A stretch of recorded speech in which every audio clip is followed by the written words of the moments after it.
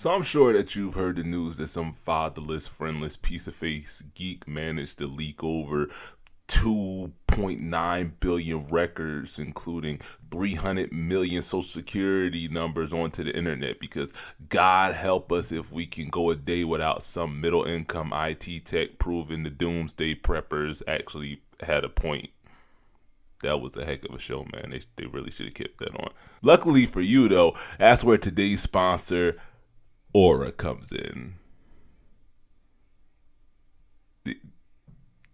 Cut, Clarence. Aura alerts you when any of your private information is leaked onto the dark web, like your email, phone number, address, and yes, of course, your social security number. They'll also alert you if anyone tries to use that information to access your credit and or bank accounts. So protect your neck today by going to aura.com/lilbill or click the link in the description for a free 14-day trial. Why? Because the joint that got jacked in the first ain't gonna do anything about it. You know how this goes by now. Be smart, dog, and do something to protect yourself. Again, go to aura.com/lilbill or click on the link in the description for 14 days free. That's 2 weeks, so one check's worth of time for the first and 15ths in the audience. Do it for your kids. Do it for freedom. Do it for America. I don't know, man. Whatever. Just make sure nobody is trying to steal nothing from out of your account, man. Just be smart. All right, so let me preface this video by saying that it is in no way, shape, or form an endorsement of criminals or crime of the organized or any other sort. And I know that for those of y'all with sense, I don't really have to explain that, but I also know that I'm probably on like 3 or 4 government watch lists at this point, so I'm not leaving anything to chance is my point. That said, for a brief, and I mean very brief, like maybe 2 weeks, if that, period of time in my teenage years, I lived with my dad. Or more accurately, my mom had kicked me out of the house for reasons I'm not going to bother getting into in front of strangers on the internet. And it also coincided with a time in which my dad lived literally up the street and around the corner from my mom. So I just kind of broke into his side window one day with a book bag full of wife beaters and drawers and a milk crate carrying an 8-week-old pit bull puppy. Because, I mean, what was he going to do? Call the cops? Low-key, I wouldn't have been surprised if he did. Just keep it a buck. Anyway, during this period, my dad didn't have cable, and I don't know if that was because he didn't want it or he just didn't want the bill. Either way, it's justified. I get it. That doesn't matter. But what he did have was one of those combo DVD VHS players that were all the rage in the mid-2000s, and also a stack of West Coast Production DVDs, which kind of explains my taste in women now. And also my crippling body dysmorphia. But right in front of his very poorly hidden spank bank material stack, at the top of his closet were more family-friendly viewing options, if you want to call them that, including Gladiator, the complete series of Good Times, and Fat Albert, not to mention the Mac and Coley High, which he found on DVD somehow, which is like finding a gym without a tripod set up in front of the squat rack these days. Among these and others was a film that I'm willing to bet most of y'all have never heard of, even the crime flick fanatics out there. And that was the 1997 crime drama Hoodlum that starred Lawrence Fishburne as notorious Harlem kingpin Ellsworth Bumpy Johnson. Huh? Yeah, this is the part where the editor plays the cricket track. Jokes aside, though, Bumpy was actually a pretty big deal in the New York underworld for a good like 4 decades or so. And I'm not just talking about to black folks. Matter of fact, he, and for that matter, Stephanie St. Clair, who was technically his boss, are the main reason the New York Mafia's sphere of influence pretty much stopped at East Harlem after the death of Dutch Schultz. And Schultz himself probably never would have become so strong in that neighborhood if he didn't have the Metro in his pocket and the mob behind his back. Matter of fact, after the hit on Schultz that he actually placed himself, Lucky Luciano decided that Harlem was just way too much of a headache because of Bumpy, and wound up brokering a deal with him that kept the mob out of Harlem so long as Lucky's outfit got a cut of the profit. But the relationship between Johnson and Luciano didn't stop with just that stalemate. Johnson had deep connections with the Genovese crime family up until basically his own death, even meeting regularly with Luciano to play chess until the latter got sent upstate. Part of the reason Bumpy became the godfather of Harlem was because the actual godfather, or at least one of them, was both his plug and protection. And again, this is the 30s we're talking about. Black and Italian gangsters collaborating, let alone cavorting in public together, was rarer than an Olympic barbell at Planet Fitness. Yeah, I'm working through something here, folks. Just bear with me, man. Bumpy, as do most kingpins, honestly, became something of a celebrity and a bit of a folk hero among the blacks in Harlem, often having columns written about him in the celebrity section of Jet magazine. And though, yeah, it's fair to say that the relationship between he and Lucky was, we'll call it a less than equal partnership, the fact remains that a black man stood up to the mob, its associates, and if we're going to be real, by extension, the police. And even if he had won the war, he didn't really lose it either. And in doing so, won the respect of his foes. In the 30s, and I cannot stress that part enough. We couldn't even serve in the army with white folks by this point, and yet most of y'all outside of maybe the true crime enthusiasts hadn't heard of him until that cameo in American Gangster. Like, it's wild to me the number of true crime tales centering black people that have been left untold in traditional media, considering that aside from, fat fodder, that's apparently all we're good for. I mean, yeah, Bumpy has gotten his flowers more recently in the Godfather of Harlem series and also that aforementioned part in the Frank Lucas movie, but that's the thing. If you have even a cursory knowledge of New York crime lore, Lucas was like a weight class below the real heavyweights like Nicky Barnes, for example, the man who started the Council, aka the Commission Dub Edition, or Frank Matthews, the literal one that got away with a $20 million bag, no less. And this isn't even counting Eddie Jackson out in Detroit or alphabet outfits like JBM in West Philly or YBI in Detroit again. Or because y'all love gangland content so much, apparently, how about a Larry Hoover movie? Or better yet, Tookie freaking Williams. Like, talk about a redemption arc, man. Get the Lucas brothers for the script and Boots Riley to direct it. And it's like instant Oscar bait. Just for the love of God, don't let Idris Elba anywhere near the lead. He can be like Neighborhood Crip #2 or something. I really don't care, man. The point I think I'm getting at is there is no shortage of material out there if you really want to do a prestige crime drama with a black lead that isn't just emotion porn or poverty tourism with a Hollywood budget behind it. But that's kind of the issue, isn't it? When you think of works like The Goodfellas, Casino, The French Connection, The Godfather trilogy, or even non-Italian crime flicks like Black Mass or The Departed, or even The Irishman, you don't really think about the struggle that led those characters down a path to taking on crime as their profession to begin with. I mean, I'd argue that the actual crime being committed in those films is secondary, even tertiary to the main plot and themes. When you think about it, if you take away all the murders and the drug deals, Goodfellas at its core is a coming-of-age tale centered around identity and loyalty and how the two both inform and conflict with each other depending on where you are in life and perhaps more importantly, where the people around you are going. Casino is the story of a friendship gone sour because of ego, greed, and ambition. The Godfather is the movie that romanticized organized crime. The mob is really just a family business at EOD, at least according to Puzo and Coppola.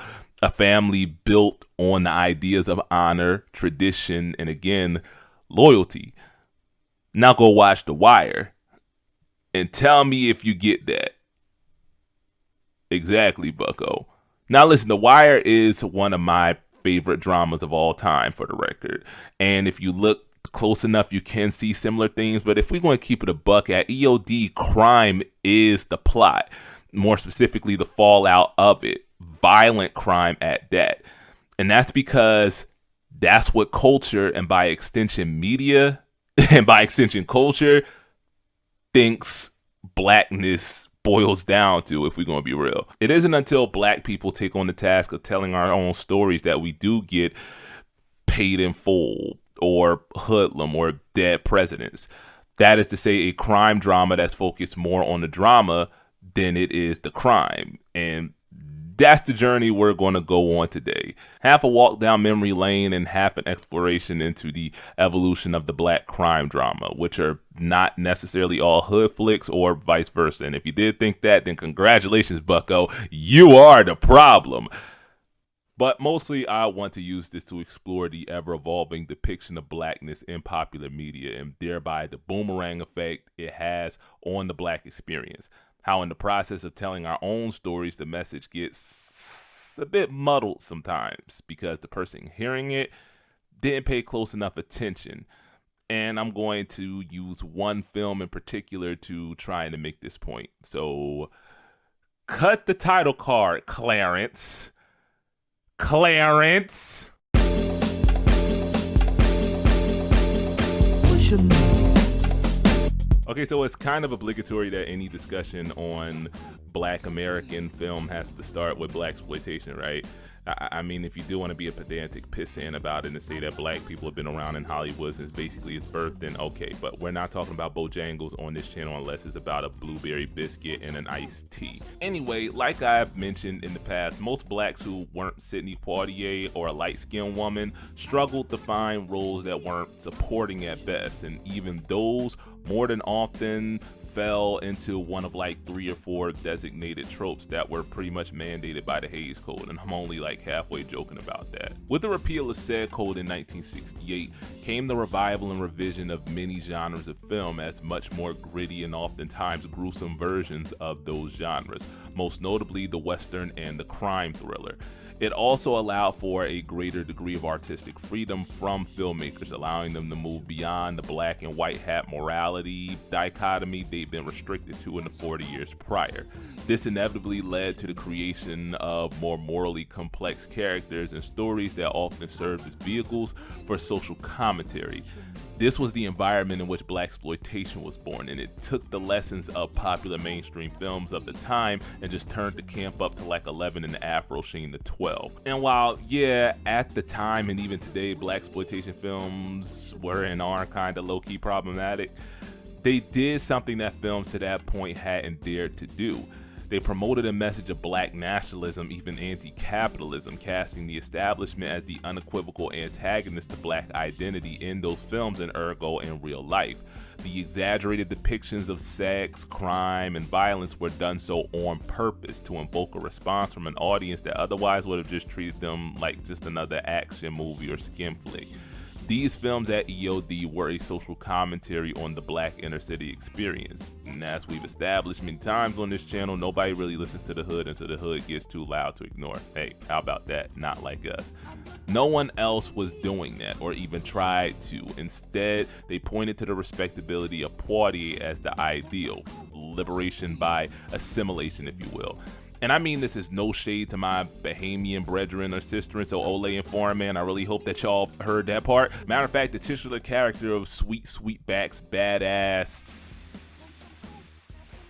song is low-key exactly what Fanon meant when he said that the self-described revolutionaries should probably spend less time playing each other's skin flutes for how brave they are to say something bad about capitalism and actually recruit from the class of people most likely to actually do something, you know, revolutionary.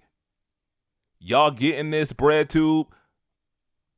I mean, probably not. I'm not a white man with a beard. I should probably hit up Sammy Sosa to see who he talked to. My point is, without Superfly, without Cleopatra Jones, without Dolomite, you don't get Judas and the Black Messiah. You don't get Sorry to Bother You or Get Out. They clone Tyrone, I'm a Virgo, and so on. You don't even get Do the Right Thing or Boys in the Hood. By the mid-70s, largely due to the disdain expressed by those boule blacks, blaxploitation was kaput. But the legacy lived on in the films of Spike Lee, John Singleton, and probably the most important in the context of this discussion, Mario Van Peebles. Van Peebles, who coincidentally is the son of Melvin Van Peebles, aka Sweet Sweetback, is kind of one of those underflowered black all-stars who you don't really know too much about unless you are a black film connoisseur, which admittedly I'm not really, to be honest. He was Malcolm X and Ali. He starred and directed in that horrible Black Panther movie from the mid 90s. He's been in like an episode or two of Living Single, I think. Basically, he's the light-skinned Clifton Powell, that one dude from that one thing and also that other thing whose face you remember but name you can't really place. Van Peebles' most notable role to me, however, is probably in the film that we're going to spend the bulk of our time discussing today. For the New Jack City. New Jack City was kind of a watershed moment in black cinema, if you ask me, even though I probably wasn't born depending on the actual date of release. I don't know. I ain't bothered to get that deep into the woods. It's what happens when black exploitation gets a AAA budget and a bit of a sense of subtlety. There are those trademark high energy performances bordering on camp, the use of contemporary black music for the score, along with cameos from a bunch of late 80s heavyweights like Flavor Flav, Levert, and Guy. But most importantly, it was the first mainstream film that I could think of, at least, that portrayed a black crime lord as more than just a petty thug or a gangbanger. Nino Brown is smart, he's charismatic, but most importantly, he's in charge. This is made apparent during the first act of the film, where Nino sends a message to Don Aramateo.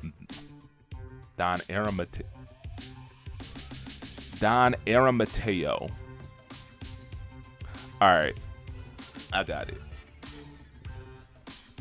And y'all think 5% of names are hard. That Harlem is his turf, period. And if the Don has a problem with it, then he can come solve it. Like I alluded to earlier with Bumpy Johnson, just the fact that he refused to bow to the white man was enough to make him a hero among his people, even if he often was the one doing the most direct harm to them. Funny how that works, right? Whether it's the Jews, Italians, or more recently members of Central and East Asian communities, there has always been a degree of tension between blacks and non-blacks who set up shop in black, oftentimes working, if not poor neighborhoods. Why? Because whether through money from a former life, from family, or from the old country, or literally a check from the feds to do so, if you're a Floridian Cuban, it at least feels like many non-black business owners knowingly do so with a bit of that colonizer energy, if you know what I'm talking about. You know, actively siphoning wealth out of the community that you're making your money in while not really giving anything back to it, thus perpetuating the cycle of black wage slavery, if for no other reason than by the time we can navigate all the institutional and systemic hurdles preventing us from buying back the block in the first place, the Rothsteins, the Romanos, and in my youth, the Kims and the Khans have already built the beauty store and a Popeyes on it. So when a black man tells the mafia to get the F off my block, it's symbolic of that black capitalist ethos of empowerment through self-reliant enterprise. And by extension, black nationalism, kinda. Okay, just go with me for a second here. The movie literally opens with Nino ordering the murder of a white man in a suit, or at least a vest and dress pants and loafers, it looks like. Watching that scene back, I couldn't help but see the symbolism here, because this very easily could have been another Negro, considering that his HQ is in Harlem after all. Or at least, does New Jack City actually take place in literal New Jack City? Because they like panned out on the Hudson Bay and Central Park at one point. I'm so confused. It's irrelevant to the point. Moving on, man. Or at least this could have been a white dude in a more street appropriate ensemble, a junkie even. But the fact that we can infer from the few lines of dialogue they share that this guy works for Nino in some capacity, and based on his dress alone, this guy wouldn't have any real reason to associate with Nino unless the roles were reversed. And we can also assume that he's at least relatively well off to some degree based on his dress. then we can tell off rip that Nino isn't just some small time P pusher. He's powerful enough to elicit both fear and respect from the respectable among us, to the point that he can kill a white man with relative impunity, which is by far the most outlandish thing in a movie in which Ice-T says this without breaking a smile. I want to shoot you so bad, my dick's hard. He has quite literally turned the historical power dynamic between black and white gangsters, and by extension, black and white people, period, upside down in one scene. It also can't be ignored how unequivocally black Nino's presentation is throughout the film. I mean, you got the Crayola box colored collarless suits, the gold chains, the four-fingered rings, that goofy Lego block Frohawk that AB co-opted at some point. Yeah, we really should have known something went right about this nigga when he decided to go outside like this in the 2010s. Everything about Nino screams black machismo in a way that only Jay Lethal could. Even the black Kangol is evocative of the berets worn by the Black Panther Party. And again, what made Frank Lucas such a legendary figure in the underworld wasn't really the size of his bag, but the fact that he, unlike his rival Barnes, was independent from the American Mafia. As portrayed in American Gangster, Lucas's plug was Ike Atkinson, whose plug was the infamous Golden Triangle, the heroin superhighway of Southeast Asia at the time. Barnes, on the other hand, was dependent upon and thereby beholden to the Lucchese crime family. Matter of fact, like I alluded to earlier, the council was based largely on the commission, and it's even alleged that Crazy Joe Gallo is the one who taught Barnes how to run a drug operation as large and as efficiently as his would become when the two befriended each other in prison. Matter of fact, if you connect the dots far enough, knowing that Gallo was seeking out allies among black gangsters, which again was unheard of at the time, one could reasonably assume that Barnes was the one who orchestrated the hit on his rival Joe Colombo, who's probably worked at least a TV movie himself in either exchange for or as a thank you for Gallo putting him on to the mob's method of drug trafficking. I can't really get into all that here for the sake of time, but like I said, there's so many stories to be told here, and it halfway baffles me why they haven't been yet. If I didn't know the other half, we haven't gotten there yet. Anyway, back to Nino. One thing that always irked me about Training Day wasn't even the fact that it was Denzel's IOU for Malcolm X, but that at EOD, Alonzo Harris was still somebody else's pawn, which, I mean, this is the police we're talking about after all, so it makes sense. Brown, on the other hand, was his own man from basically jump to the end of the film. And like Lucas, his downfall was ultimately by his own hand and not by a higher power. Nino is portrayed throughout the film as a more than capable kingpin, a shrewd businessman, and a master manipulator. At EOD, Nino's ultimate weapon is his brain, and this is put on full display during his trial when he turns the tables on the feds and calls the justice system on the carpet for making him into the monster that he is. I'm not guilty. You're the one who's guilty. Lawmakers, the politicians, the Colombian drug lords, all you who lobby against making drugs legal, just like you did with alcohol during the Prohibition.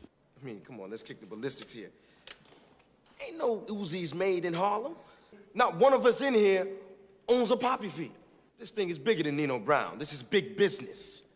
This is the American way. And I mean, like I always say, in every good lie, there is a kernel of truth. And in Nino's speech, there's at least half a bag of Orville Redenbacher in there. And that's what set Nino apart from most black gangsters we have seen in mainstream media to that point. Nino wasn't just a drug dealer. He was a businessman using drugs as capital. He was the closest thing to a black Don Vito we would get in Hollywood until probably Frank Lucas over 40 years later. And that was by design, man.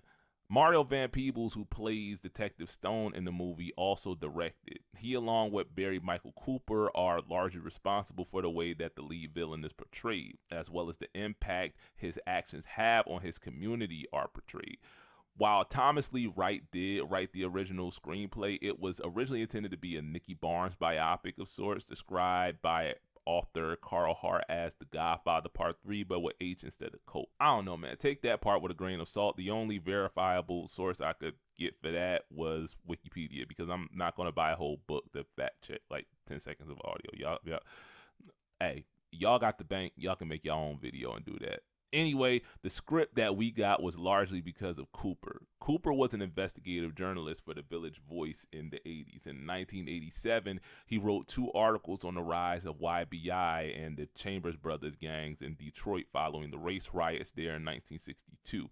It was these articles that attracted the attention of Quincy Jones, who had come into possession of the Nicky Barnes script at some point. I really don't know how that works out, but the point is Jones contacted Cooper to fly out to LA to rewrite the Nicky script based on his articles, and that is the New Jack City that we got.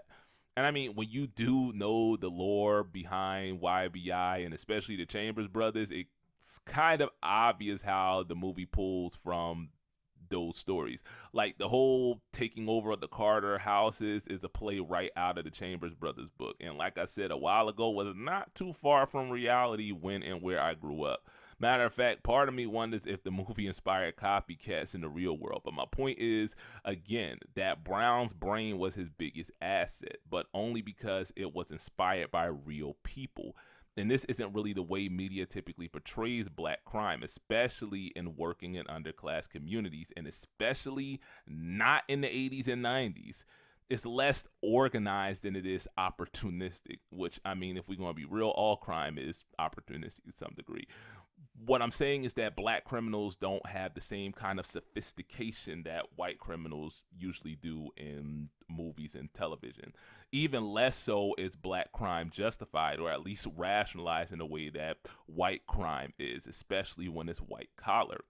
Y'all may or may not know this, but most crime reports rely on police reports to do their reporting for them. And as I spent like an hour and a half talking about around this time last year, American policing is and always has been the armed wing of the state's program for poverty reduction by way of population control. Additionally, white supremacy is literally baked into the DNA of American policing, especially in the South and on the West Coast, where back in the day, literal Klansmen would moonlight as peacekeepers. And based on the Fed's own reports, that hasn't really changed all that much. Point I'm getting at is when you read a headline that says man dies during police altercation and it casually omits the fact that the reason he died was because Officer Dickhead placed his knee on the back of that man's neck for 8 minutes and 31 seconds, that's because Officer Syphilis casually neglected to mention that fact, and the only reason we know is because somebody taped it and uploaded it to the glorified snuff site that is Twitter. This is a problem that is endemic to both police culture and journalism, to the point that many of your favorite reputable publications, like basically every major news network and newspaper in the country, functions as a de facto PR department for the police in those areas and nationally, honestly. Matter of fact, the whole reason we don't see mafia the way we see black organized crime is because of The Godfather, both the movie and the book. The Godfather novel humanizes his characters in a way that mafiosi really hadn't been to that point. I mean, remember, this is the 60s after all. Italians were barely white even to this point in history. It paints a picture that says maybe there's more to criminals than just the crimes they commit. And I don't think that story would have been told if an Italian hadn't told it. Black, and for that matter, brown and Asian and indigenous people have never really been given that BOD in mainstream media until we took it upon ourselves to tell our own stories. Again, blaxploitation and all the camp and over-the-topness took care to remind this audience that at EOD, the people you see are products of their environment, which itself is a product of policy, which itself is a product of white supremacy. You see how that works, right? But this is where New Jack City sets itself apart and what makes it so important, if you ask me. How many of y'all, quick survey here, know what Lucky Luciano actually went to jail for? It was compulsory prostitution. And he described it himself, according to witnesses at one point, as, quote, no different than a chain store. Now, I'll ask y'all this. How many of you know how his operation actually worked? Luciano's men, and actually, pause for a second. Trigger warning, like that. I'm not joking. Seriously, just, you might want to skip to the timestamp if this is too much for you. Luciano's men would basically con young girls, like teenage girls, into sex trafficking with the promise of a lavish lifestyle or at least a route out of poverty. At which point the girls would be placed in the care of a mom or madam, whatever you want to call them.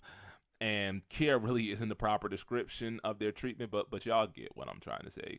The mom would then oversee as the girl was raped repeatedly to break her spirit, as well as force fed drugs to keep her dependent. And as a result, the actual sex workers reap basically none of the fruit of their labor.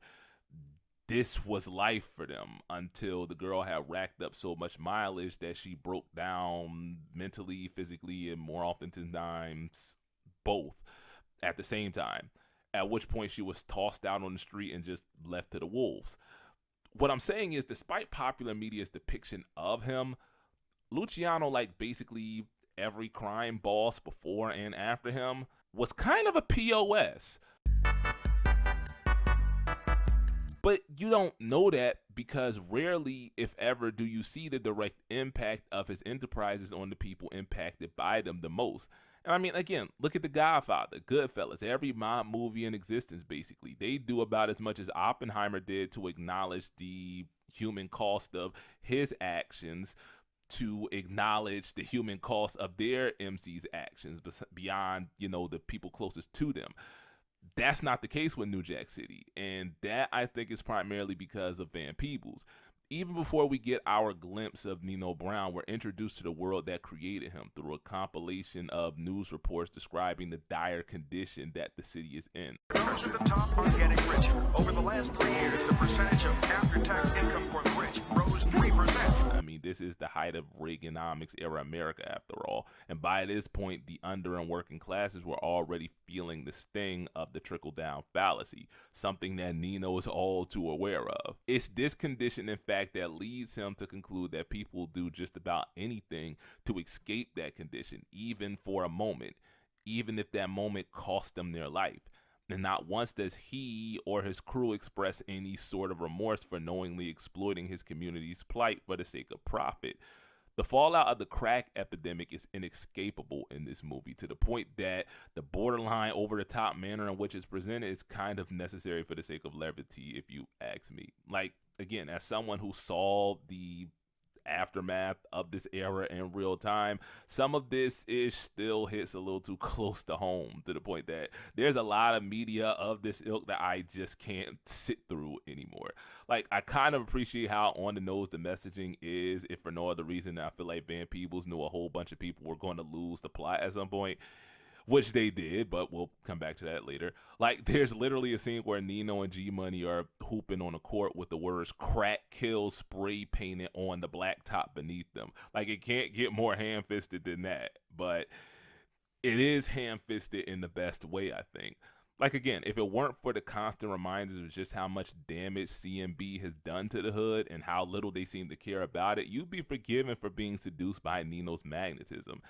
And that's the thing. Nino presents himself as a Robin Hood-esque figure in this community, giving out turkeys on Thanksgiving, paying for the wedding of the local pastor's kid, handing out cash to unwary children. This is a tactic straight out of the Street Hustler's Handbook, one used by Bumpy Johnson, Frank Lucas, and even the Italian mobsters. When the people see you doing the thing that the state, that the church, that basically every institution in existence is supposed to be doing but isn't, at the very least they'll tolerate your presence, if for no other reason than to not bite the hand that's feeding them, even if the other hand has a gun held up to their head. Or maybe it's that gun hand that's really the reason they're tolerating you. What? I don't even know where that analogy was meant to go, man. Just move on. Again, this is manipulation is all it is. This is what abusers do. They beat the hell out of you and then take you shopping afterwards, so you don't know what the F is going on, much less when it's time to leave. And we see the same pattern of behavior in Nino's treatment of Selena, waving off his open desire for G Money's girl with the claim that he owes his girl nothing for saving her from a life of shame and boredom. And he even does this with G Money when he berates him for feeling salty over getting cucked by his best friend. And I mean, this does open up the whole, light-skinned nigga stereotype conversation watching it back, but I'll save that for another video that I may or may not archive once I'm done, because I really don't feel like dealing with some of y'all's for black grandparents race science BS, whatever. But let's stick to the movie. Point I'm getting at here is Nino Brown is kind of a POS.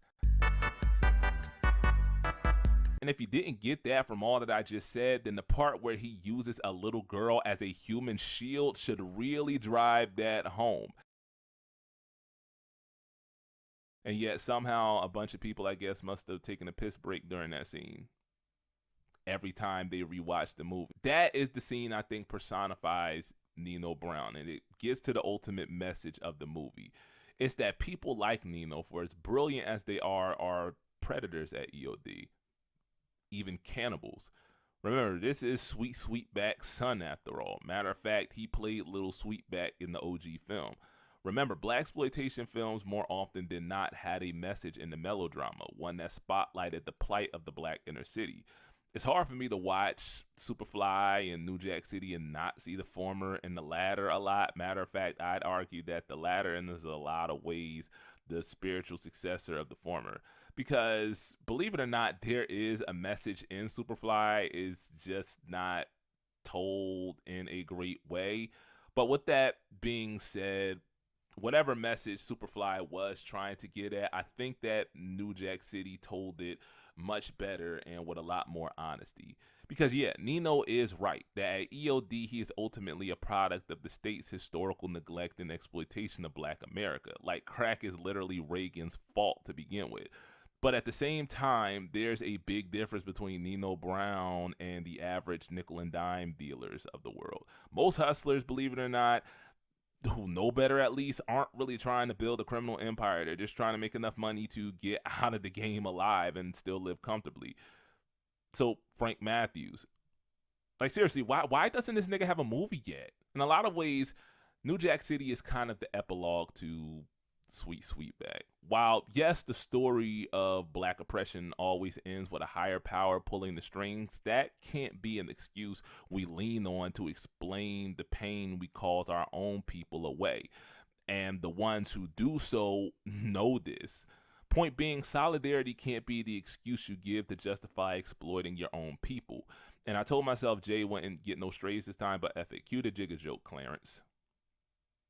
You heard me, Clarence. Hey, I'm feeling black.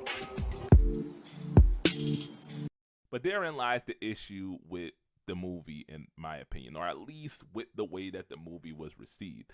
New Jack City, unlike most blaxploitation films before it, was met with widespread acclaim upon its release, making Wesley Snipes into a bona fide A-lister and Chris Rock into a crackhead. What about the good things that crack has brought into our mind that were not here before? You know what the good side of crack is? If you're up at the right hour, you can get a VCR for $1.50. The movie actually out-earned Goodfellas, which had come out the year prior, meaning a significant portion of its audience was not Negroes. And many of the Negroes who did watch it were bougie as hell.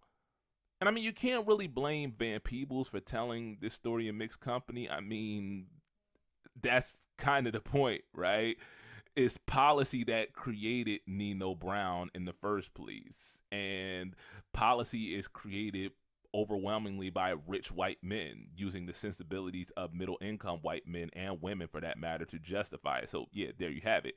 And I mean, I'm kind of doing the same thing on this channel. So point being, the message wasn't exclusively for black folks, even if that message was designed to serve the interest of black folks. That said, I can't help but feel like the nature of that mixed company kind of caused the message to get lost in translation a bit, or at least the meaning behind the message got a little bit lost, and some folks just ignored it completely, even willfully, if we're going to be honest.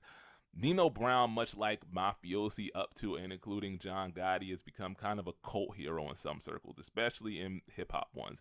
Probably the most notable example would be the Carter series of albums, which I didn't even realize until researching for this video to connect the dots between that and the Carter apartment complexes in the movie, but y'all get it, right? It's also created this pipeline of very bad New Jack knockoffs like the State Property movies and Hot Boys, which is like The Room of hood flicks if you've never seen it. In other words, you need to go watch it like ASAP. I promise you, you will not regret it. Fed up with this world. It's also created this deluge of prestige hood media now where somebody felt the need to give Fresh Prince of all things a gritty makeover, even if low-key, if you actually know the story of how Fresh Prince got made in the first place, it's a lot closer to the truth than the OG show.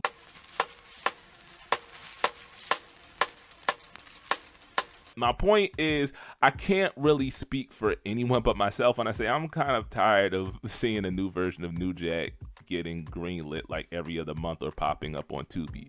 And I also have similar feelings about The Wire, but to a different effect.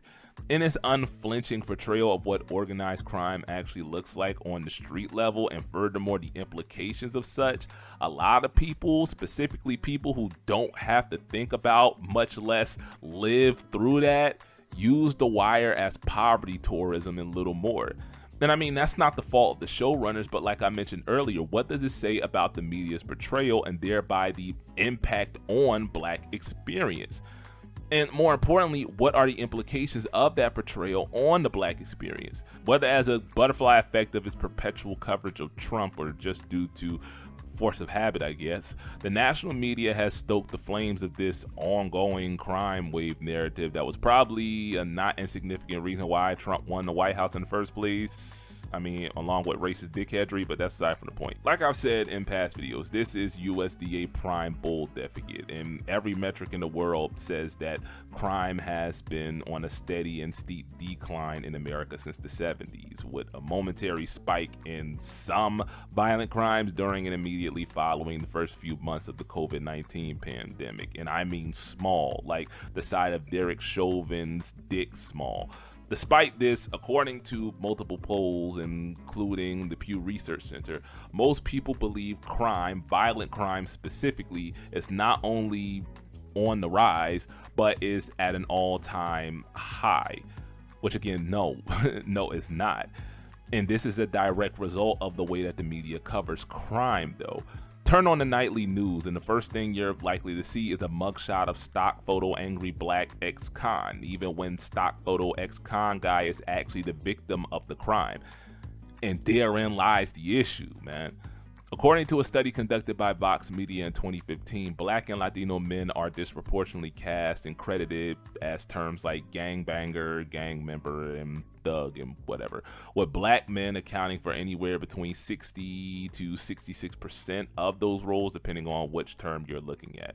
A 2014 Media Matters study of 4 New York news stations found that anywhere between 73 to 84% of suspects in their reports of murder, theft, and assault were Black men.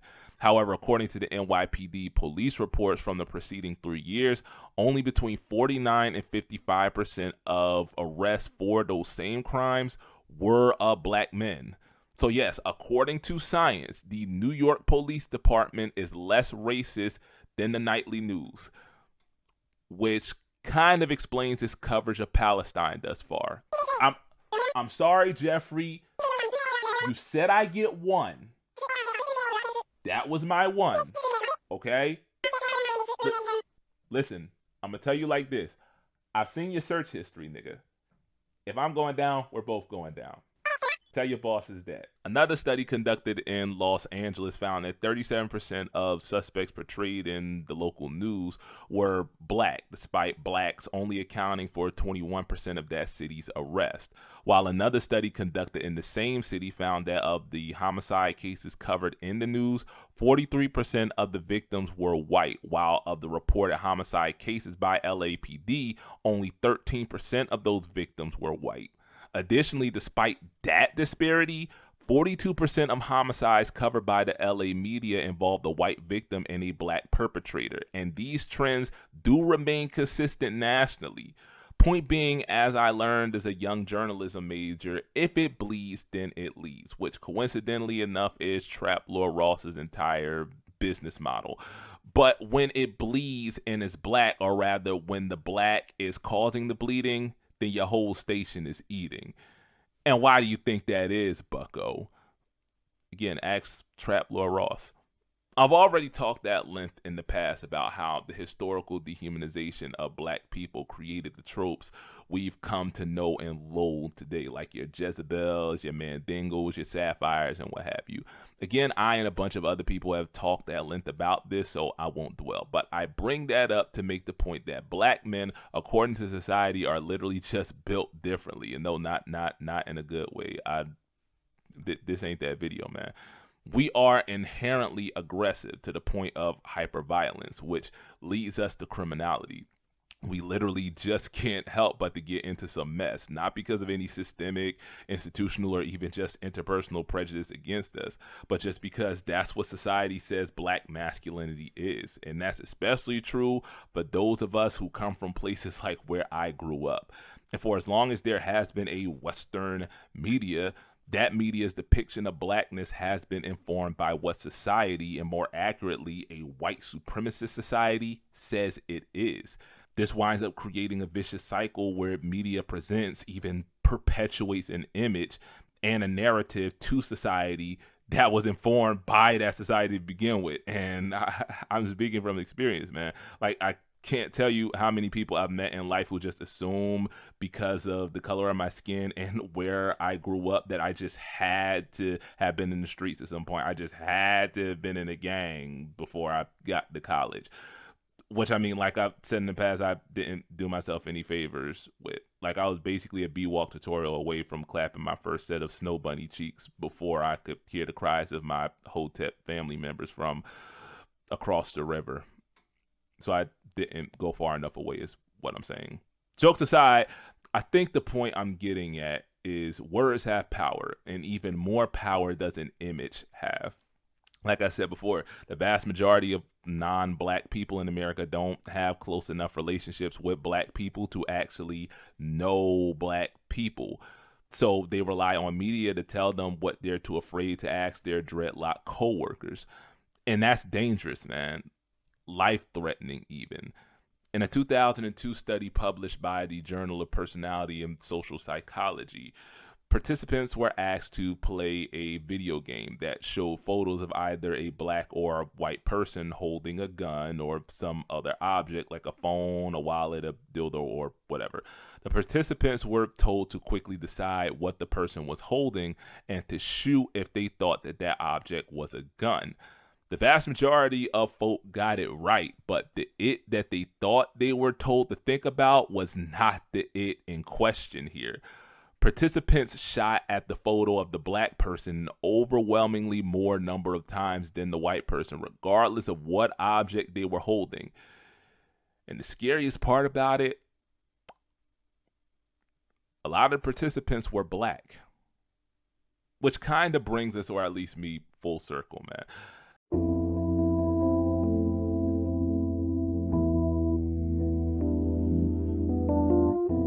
I don't know when this video is going to get uploaded, so I might have surpassed it by then, but at the time of writing, I'm basically knocking on the door of 100,000 subs, which I'm trying as best I can to just take the dub, but I'm literally just not wired that way, man. So this is a thank y'all in advance to all of y'all that got me to this point to begin with. Like, I'm dead serious. I literally cannot imagine sitting in front of a computer or a TV or a phone or whatever for 4,000 plus hours to get myself the partner, let alone the millions it took to get me to this point. Like, I really, that's part of the reason why I got an editor, y'all. I cannot stand to listen to my own voice or watch myself talk for an extended period of time.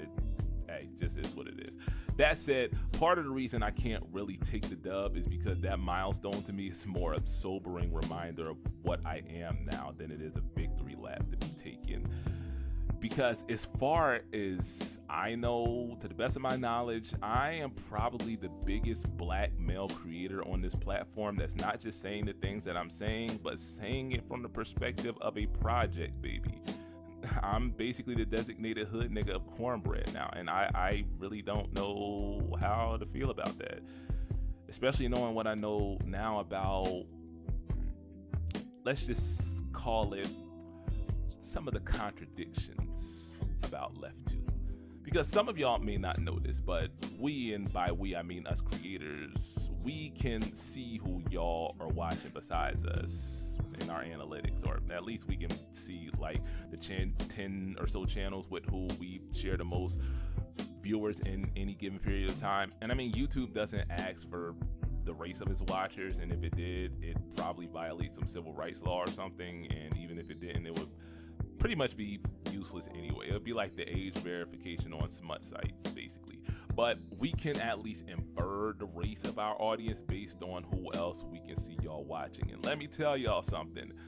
A good chunk of Cornbread's audience is very, very white. Even mine a lot of times, believe it or not. And I mean, it's not a super big deal, especially if you're trying to hit those 100, 200, 500K subscriber marks. Like, call me crazy, but I don't really think you can hit those marks relying solely on black folks. Like, if you think that that's a successful business model, try opening a restaurant in the hood and see how quickly niggas start asking for discounts. That said, if the point of cornbread is to be, you know, cornbread, and the intersection between us and the white folks is basically so big that it's a circle, what's the point of calling it cornbread, nigga?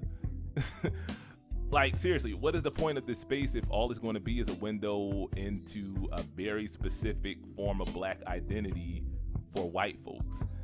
And again, I don't mean that as though it's an inherently bad thing, but I'm just saying, I thought that this was supposed to be more than just that. It's something I've been ruminating on for the better part of like a year now, and a question that I ask myself more times than what's healthy, to be honest. Like, believe it or not, I don't want a segregated audience. Don't get that twisted. Believe it or not, the Hotep hat in my PFP is meant to be a joke. Girl, sense of humor, y'all. And again, I get it. I'm fortunate enough that I can say whatever I want and lose as many followers as necessary to stand on my square, because this is not my primary source of income. But I'm not going to lie. I can't help but think that maybe cornbread is not as radically black as we think it is, consumer and creators alike. Something I often say to people who know me well is, if you're really going to change the world, like really change the world, then you better damn well be prepared to rub a lot of people the wrong way. And I'm sorry, I just feel like a lot of us are too afraid to do that, man. Too afraid to speak with our whole chest, if we even know how to begin with. Too afraid to play insider baseball because it'll alienate the uninitiated. But in the process of making ourselves palatable to as many people as possible, the people who we at least say we carved this space out for don't even want to F with it like that, because it is so diluted. I don't know, man. Maybe we're all just Jay and Bay, but in a lower tax bracket. Maybe we're all just cosplaying revolutionaries for a payday at EOD, just playing the hits for a crowd of people who don't know or want the whole catalog. They just want to see a blackface co-sign their opinion in politics because, yeah, surely I must be right if the Negro says so, dude, brother Jack. I really started to feel this way earlier this year when I had a bunch of folk practically begging me to make a Palestine video, or at least something about that song Macklemore did. Never mind the fact that I have voiced solidarity with Palestinians multiple times and even gave y'all a master list of where and who to send your money to, and even advice on how to protest without getting docked by the feds. But no, that wasn't good enough. We need Bill to tell us for the umpteenth thousandth time why genocide is a bad thing. Yeah, my Twitter feed may be packed to the gills with images of bombed out hospitals and dead babies. And yeah, there may be like 50-11 documentary length videos from Middle Eastern creators like Lost Futures, for example, giving you everything you need to know that you didn't already. But nah, that's not good enough. We need Bill to say something. We need him to say anything. We need the nigger to dance when we tell the nigger to dance. And I'm sorry, but I ain't that nigga, and I never will be. And that's why a lot of y'all consumer and creator, melanated and mayonated, don't F with me like that. Or people like me for that matter. I've been fortunate enough that my audience has been relatively diverse from basically the birth of this channel. At any given time, I can share an audience with the likes of Tara Monarchy and Jesse Earl alongside people like O'Shea Duke Jackson and ABBA and Preach and Joe Button TV. Matter of fact, I think I had 19 keys in there at one point. And if you don't know who that is, yeah, that's kind of the point that I'm getting at here. In other words, niggas that most of y'all don't mess with. And for good reason, a lot of times, I'll be real. I was halfway shocked myself until I thought about a little deeper why they come here. The people who are watching these outlets are primarily black men of a certain ilk. A lot of them, some of y'all will call problematic without even knowing anything about them besides the content they consume. More important though, they more than likely come from a class of folk that would be called in this space the lumpen proletariat, the underclass, if you will. And I'm sorry, but aren't those the people, the ones that we're supposed to be at least trying to reach in the first place? I thought this space was supposed to be a safe one for blacks of all backgrounds to explore and hopefully adopt this kind of radical politic. I thought that we were supposed to be the ones to make Fanon and Hooks and Matthews and Dubois, or hell, even Marx, Gramsci, and Bakunin et al. Make sense to people who weren't blessed like we were to get a scholarship to go learn about them from the white folks and with the bougie blacks. I thought Cornbread was supposed to be the alternative for niggas who didn't want to hear white folks talk about black folks' business anymore. Matter of fact, I know this was the case because I am niggas. And if not, then again, what is the point of this space besides circle jerking each other off for having the right opinion, or more accurately, for being seen by the right people having that opinion? But that's kind of the rub, isn't it? It's only a certain kind of nigga who feels welcome in this space. I know because I've talked to the ones who don't feel that way. And I'm not saying it's by design. I'm not even saying it's on purpose. But what I am saying is, in our endless pursuit to please the algorithm, what if we're pushing away the people who need us the most? And more importantly, do we even care, man? Like, I can't articulate the level of secondhand embarrassment I felt when some of y'all decided to jump Khadijah for just saying, maybe we should show a little sympathy to the men folk every now and again. Y'all, I'm not gonna lie. It felt like anything men did, we were like, what? Why are you breathing? Dynamite's gonna make everything all right. Euphoria, shut the f up. I know that was you. I ain't even gotta look. But then again, I can't say that I was surprised by that. I have jokingly said on a community post a while back that the thing they don't tell you about making video essays is that half your audience is this nigga. For the uninitiated, this is Jimmy from Barbershop, and he is by far the most insufferable character in the series that co-stars Cedric the Entertainer doing the dollar store version of that barbershop scene from Coming to America. A lot of people, for whatever reason, said that Jimmy was a hotep, but no. Jimmy is not a hotep, man. He's much worse than that. You know what? That was a passionate and surprisingly well-articulated argument. You mocking me? Not at all, sir. I applaud your virtuosity. Jimmy is the dude from your block who did make it. He took a couple of community college classes, or hell, he maybe even went to the big time university. Maybe he even went and got his master's or his doctorate. But for all his book learning, he forgot how to talk to people without being a condescending prick about it. And I don't mean in the playful way like I do. This nigga really thinks he's the smartest guy in the room at all times just because he talks like T.I. When Jimmy starts lecturing about gentrification or over-policing or basically any other black identity issue, it's not to educate his coworkers. It's to prove to them how much smarter he is than they are and how much better he deserves than they because of that. This is a different kind of scare the hoes energy, the kind where the hoes are intergender. Jimmy is so loathed by his own kin that they'll defend the white boy against him because at least the white boy doesn't act like his stuff doesn't stink just because he wipes his behind with pages from the new Jim Crow. Jimmy's problem is his education makes him arrogant. He thinks himself above the ones among us with less decorum, despite the fact that they live and work in the same hole. And that's what makes his coworkers keep him at arm's length, at best, until he begins to see the error of his hubris. Until a street nigga shows him that he could have matched his wits the whole time if he really wanted to do that. For your information, a scallop is a shellfish. No, I'm afraid it isn't. No, I'm afraid it is. Because it's a mollusk. Before it comes to your dinner plate, it got 2 shells wrapped around it just like a clam. Even in the second movie, when Jimmy does get out, when he does make something more of himself, it's all love when he comes back to the shop. That is until he goes back into BS mode. That's the problem with some of us, I feel like. We're stuck on BS mode. And part of it is that a lot of y'all haven't been to the barbershop to begin with. And that's because you never had to. You don't want to. That's the difference between Jimmy and a lot of other folk. He at least interacted with the people who he felt were beneath him enough to at least give himself, if not a justification, then at least an explanation. But again, most of us don't even have that.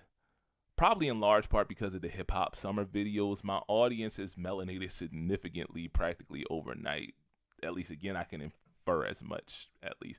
But the thing that got me excited is they're not just black folks, but based on what else they're watching, they're hood niggas and niggas for that matter. I've also gotten a bit of a bump in female viewership. Somehow I don't really know why. Maybe it was because of that tight booty shirt I wore for the Aura ad read before. Don't get used to that. That's not going to be a habit, y'all. The reason I was excited is because this was the goal from the time I did that white leftist video, because that's the audience who I feel need to hear not only what I, but the rest of Cornbread is saying the most. And because I've been around them my whole life, I know that a lot of them are not going to hear it unless it comes from the mouth of someone who's walked in their shoes, even if the person is black.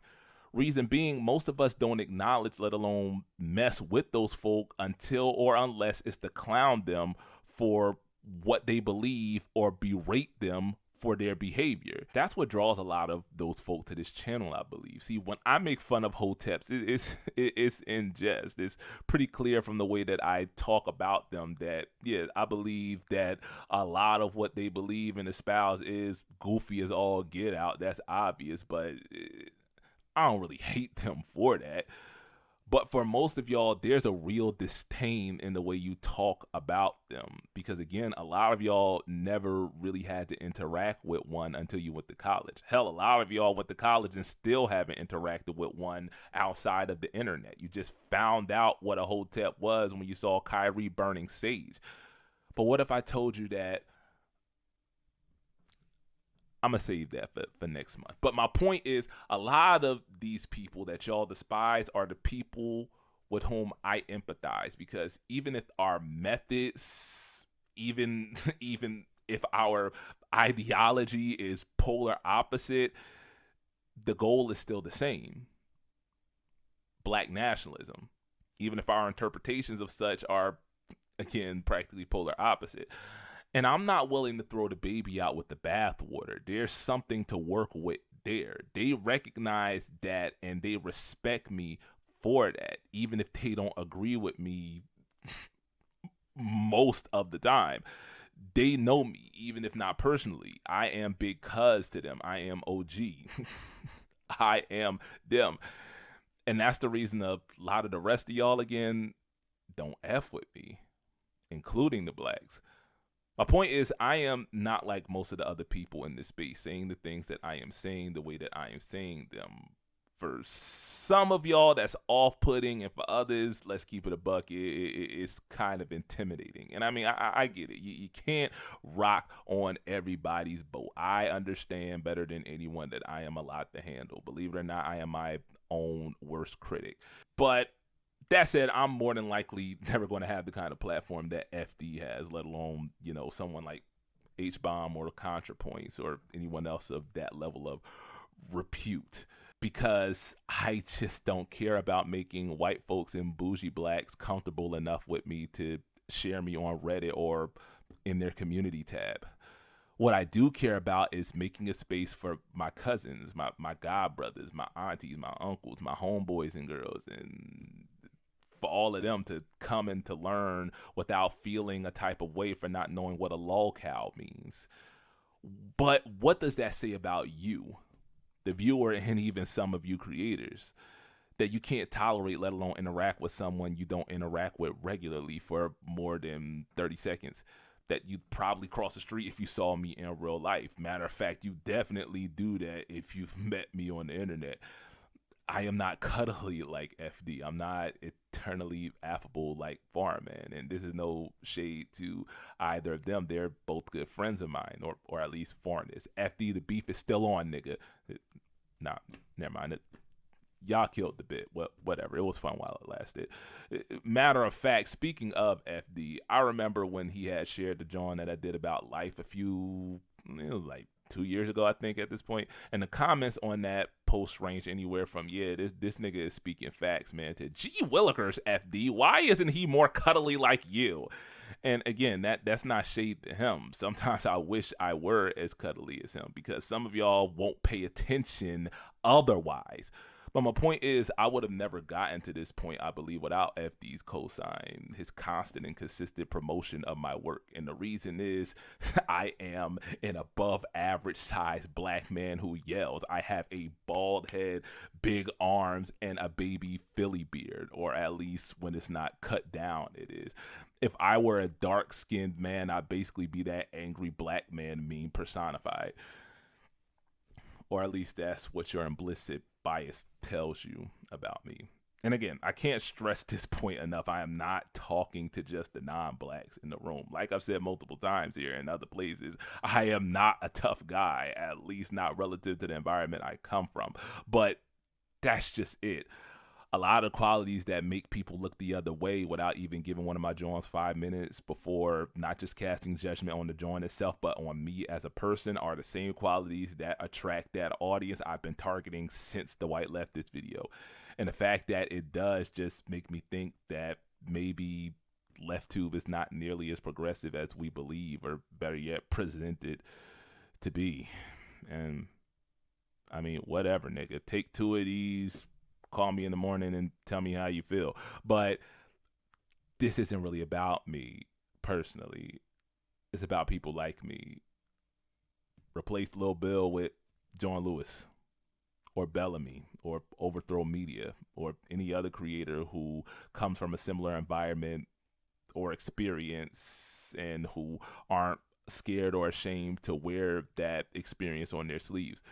The result is almost always the same at EOD, and it's the same people who decide that, oh, well, they're just not my cup of tea.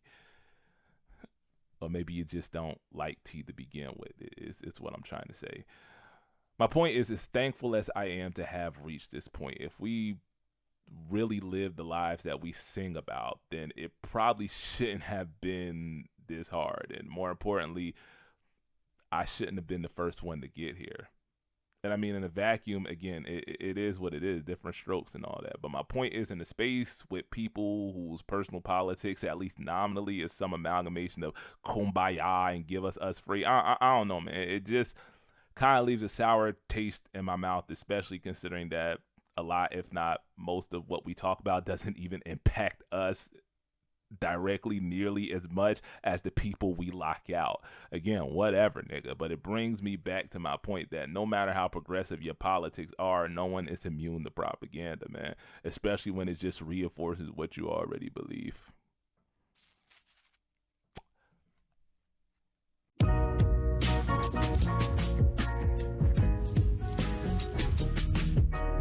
So what does all of this have to do with the movie? Well, I don't really know, man. My brain just went left at Albuquerque in the process of running every white creator on this platform away from this channel. I guess I'll wrap up by saying this. That for me, New Jack City is in a lot of ways the quintessential blaxploitation film, both in its execution and the impact of it. There's a reason why we're taught not to handle family business in mixed company and even in front of some family. I think the DNA of New Jack City can be seen in basically all of black cinema from then until now. Some people, I feel, took the wrong message, or worse than that, ignored it completely. And then others got the message but without the context to make it make sense, and thus it kind of lost its meaning. But it doesn't have to be that way. This isn't the white leftist video, so don't worry. I'm not about to, make some declaration about how I'm not effing with cornbread anymore. So don't go start no drama, y'all. But what I am saying is, I don't care about making The Godfather, man. I'm trying to make New Jack City. I'm making something that's so black that some people might not get it. They might even be turned off by it, but that's okay. Y'all that follow my community posts notice I use a bunch of insider baseball terms, and I hardly ever bother to explain what it means, because if I did, then it isn't insider baseball anymore. Like I said in one of those hip hop summer videos, some folks can tolerate being on the outside looking in, but if it means building a house where my people don't feel alienated, then so be it. We'll just be misfits together. And no, they're not perfect. Some of them have warts, very big warts, but that's my point again. They're never going to know any better if no one takes the time to teach them better without pointing and laughing while they do so.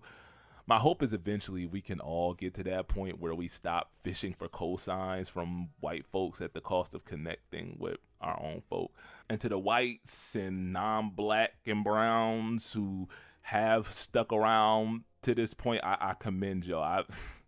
Man, I applaud y'all even. Like, I mean that genuinely, because what I have asked y'all to do over the course of these 2 or 3 years is to sit in the back of the room, basically, while I,